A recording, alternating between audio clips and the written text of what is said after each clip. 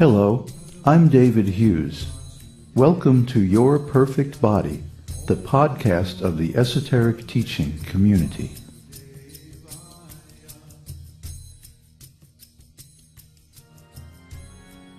Today's selection is an essay entitled Two Sides of the Teaching.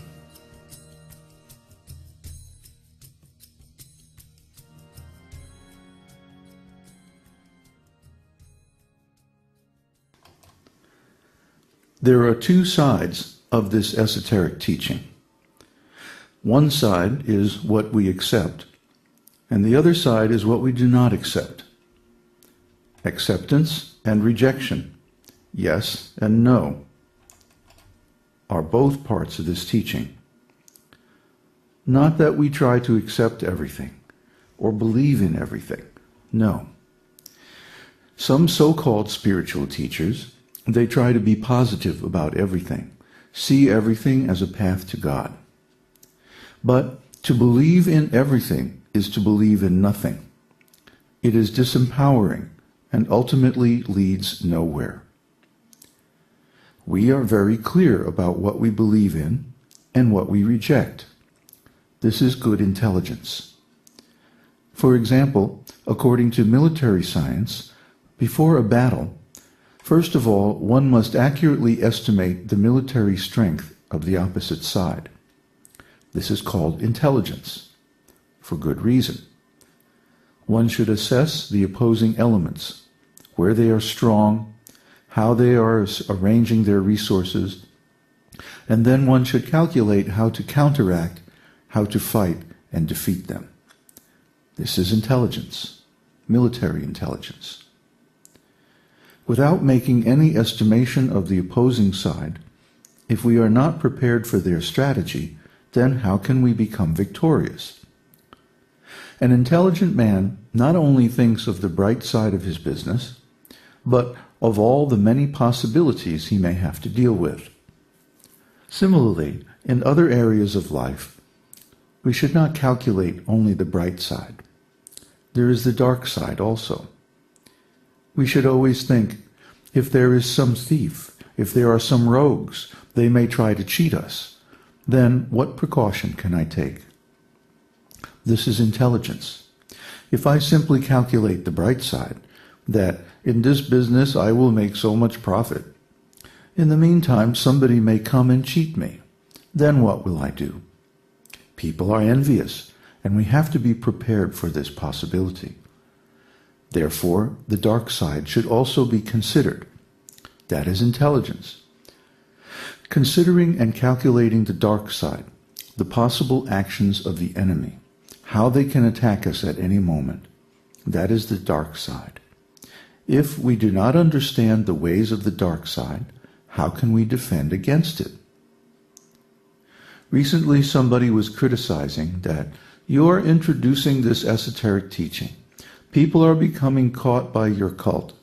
Simply they study Bhagavad Gita and chant Om Namo Bhagavate Vasudevaya, as if this is a bad thing. So I replied that you will see the power of this movement in due course of time. There are 26 qualifications of a bona fide initiate of the esoteric teaching. And out of these 26, one qualification is daksha, expert. The esoteric teaching is not shallow or one-sided. Vedic wisdom, the absolute truth, is all-pervading. Similarly, the esoteric teaching is also all-pervading. It touches everything, even economics, politics, sociology, art, everything, as required to attain its aims. Because the mission of this esoteric teaching is twofold. Paritranaya sadhunam vinashaya cha dushkritam. Bhagavad Gita 4:8. There are two missions, not only to give protection to the devotees, but also to neutralize and defeat the demons. So the students of the esoteric teaching are trained up in both ways, to give protection to the devotees, to encourage them, and also to neutralize the demons and defeat false, demoniac, so-called spiritual teachings.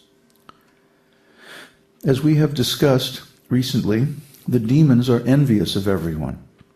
They want to prevent the living entities from enjoying their spiritual birthright of a peaceful and happy life in God's kingdom. Therefore, they spread so many lies, false teachings in the guise of spirituality. They are wolves in sheep's clothing. And if you accept these false teachings out of ignorance, then your spiritual progress is ruined and your whole life is spoiled, useless. So besides our positive teachings, another side of our mission is to expose and defeat these tactics of the demons. And this side is just as important as the positive side. This is the esoteric teaching. It is not for cowards, for those who are afraid to say no. It is a spiritual battle against ignorance and the demoniac mentality. A student of the esoteric teaching is non-violent. By nature, an intelligent person is non-violent.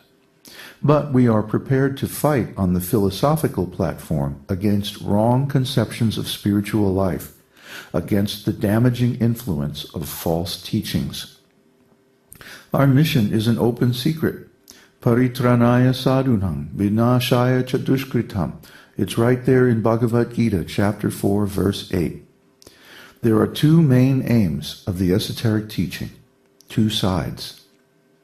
So students of the esoteric teaching should be trained up both ways, and they should be prepared to fight to defend the truth. There is no question of unnecessary violence, but we are outspoken against the false teachings that hold people back from authentic self-realization. For example, let's consider yoga. If you go down to the local yoga studio, what will they teach you? Well, come in, sit down, and let's do these exercises together. And maybe they teach you a little bit of breathing also. Okay, exercises. Those are called asana. And the breathing is called pranayama. They usually don't pronounce it properly, but that's what it's called. Anyway, asana and pranayama. Are these part of the original yoga teaching? Well, ask them. What will they say? Our teaching is derived from the Patanjali Yoga Sutras. Okay, let's go back and check Patanjali. Well, what does he say? Patanjali says there are 8 limbs. Ashtanga means 8 limbs. Ashtanga Yoga means 8 limbs or 8 different procedures for attaining yoga. And what are those 8? Yama, niyama, asana, pranayama, pratyahara, dharana, dhyana, and samadhi. So, if one begins from asana, well, what happened to yama niyama? You see? They're not teaching the steps in the proper order. So how can they say they're actually following Patanjali? They're not. They're making up their own approach to the subject and using Patanjali's good name as a reference. But actually, real yoga begins from yama niyama. Well, what is yama niyama? Yama means a positive instruction, and niyama means a negative instruction, what you accept and what you reject.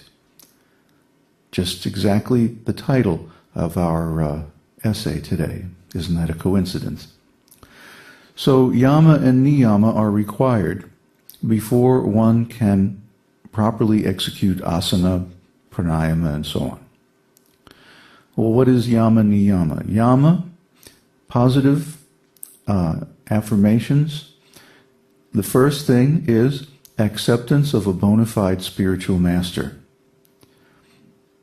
What does that mean? Bona fide spiritual master is someone who is situated in the chain of disciplic succession from the original author of the Vedic literatures, Vyasadeva.